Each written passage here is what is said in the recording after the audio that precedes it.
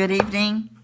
I hope all of you are doing well and that you are prepared to move forward with mastering discipleship. I have a question for you. What is the plan for your life? The Bible tells us that many are the plans that a man devises in his heart, but it's the plan of God that prevails. I want you to start thinking about the plan that you have for your life. There's a plan for each individual, there's a plan for families, and there's certainly a plan for your church. Every aspect of our life has a plan. The importance of a plan is that it becomes the plumb line for everything that we do. When you go to build a structure, whether it's a chicken coop, chicken house, or whether it's a grand structure with multiple stories, many levels, there's the first steps that you must take. When you begin to set the supports, you dig down for the footer and you set the support. The next thing you're going to do is you're going to run a plumb line. And those supports must fall into the direct coordinates of that plumb line. When that plumb line is set and those supports are secured based on that plumb line, then you can begin to build your structure and it will be in perfect alignment. It won't lean to the right or lean to the left. It doesn't have the possibility of crumbling. It is not unsafe, but it is solid and you can build upon it. So maybe the plan is very simple. Maybe it's just 4 footers, 4 columns, and 1 or 2 floors.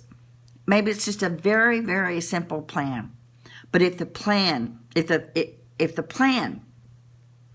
has strength built into it based upon God's word, if it has divine coordinates built into it so that it is going in the direction that God has really and truly ordered us to go.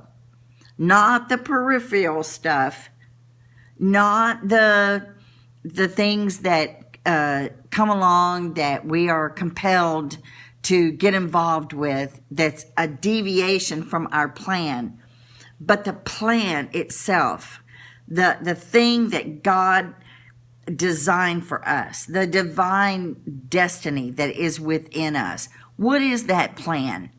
What did God say that he had planned for your life?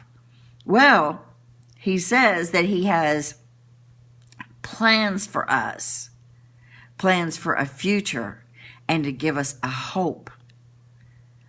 So our plans must be futuristic. They must be long range enough to accommodate the future, and they must always be filled with hope. Everything we do should be centered around hope and offering hope and bringing a hope to a lost and dying world. And it must be filled with enough space to grow as the future unwraps and unveils itself and reveals itself to us. Our future cannot be limited because we did not build into God's plan. And that's God's plan, is to build for us a future with a hope. So today I'm going to ask you to begin to write your plan. I want you all to get your booklets right now. I want you to stop and ask yourself this question. What is my plan? What is my plan?